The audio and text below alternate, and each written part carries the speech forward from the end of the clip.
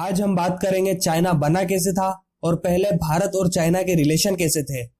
हमारे देश के आजाद होने के बाद 1949 में चाइना में कम्युनिस्ट और नेशनलिस्ट के बीच सिविल वॉर हुई, यानी गृह युद्ध हुआ।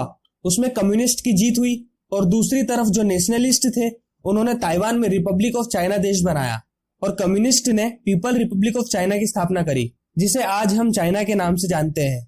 शुरुआत में चाइना के विरोध में काफी देश थे, क्योंकि चाइना एक कम्युनिस्ट देश था। अमेरिका, इंग्लैंड, यह सभी पश्चिमी देश चाइना के विरोध में थे। यूनाइटेड नेशन और इंटरनेशनल फोरम में उसको आगे नहीं आने दे रहे थे, परंतु भारत चाइना के साथ हमेशा खड़ा रहा और हमेशा उसका समर्थन किया। यूएन में भी चाइना को आने की मदद भारत ने ही करी। 1960 में भी जो वीटो पावर दिया गया वो पहले भारत को ही दिया जा रहा था, पर नेहरू ने मना कर दिया। उन्होंने कहा, हम तो एक नॉन अलाइंड कंट्री है, हमें इस वीटो पावर की कोई जरूरत नहीं है, इसे चाइना को दे दिया जाए। यह पावर एशिया में किसी एक देश को मिलना था और वह चाइना को मिल गया। यह जवाहरलाल नेहरू की सबसे बड़ी गलतियों में से एक थी। 1950 में चाइना के बनते ही उसने तिब्बत पर आक्रमण किया और वहां कब्जा कर लिया। तिब्बत की खुद की एक सरकार थी, वहां के लीडर थे दलाई लामा। इस कदम के बाद सभी देश चाइना के विरोध में और भी ज्यादा हो गए थे, पर भारत ने कभी चाइना का विरोध नहीं किया। 1954 में भारत ने चाइना के साथ पंचशील साइन किया, जो कि 5 प्रिंसिपल थे, जिसमें था कि हम एक दूसरे पर कभी हमला नहीं करेंगे, एक दूसरे की संप्रभुता को हम मानेंगे, उसका पूरा सम्मान करेंगे।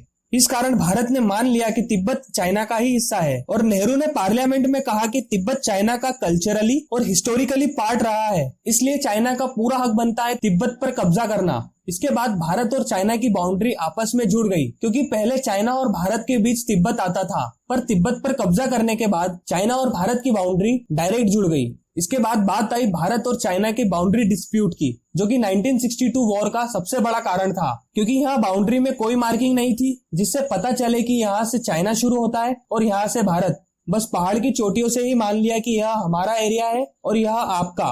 ब्रिटिशर्स के टाइम पर मैकमोहन लाइन भी ऐसे ही बनाई गई थी। हिमालय की ऊंची चोटियों को मिलाकर इस लाइन को तैयार कर दिया गया और इस लाइन को ब्रिटिश इंडिया और तिब्बत के बीच की बाउंड्री माना गया।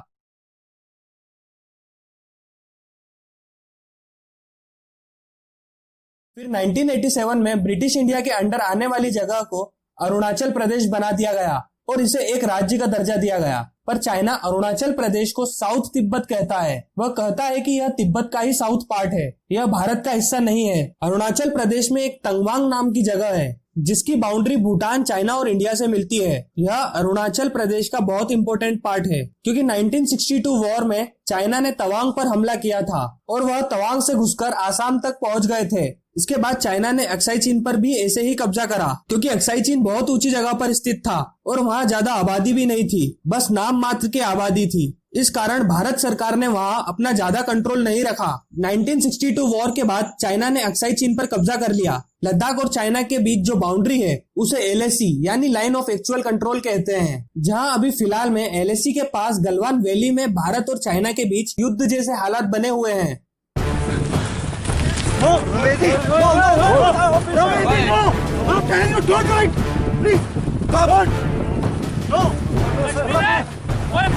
अगर वो हिल गया ना,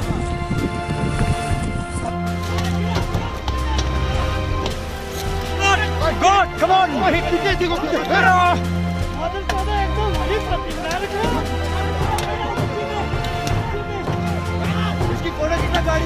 खिंचा हुआ है, सब खिंचा हुआ है। नेक्स्ट वीडियो में हम बात करेंगे 1962 वॉर के बारे में।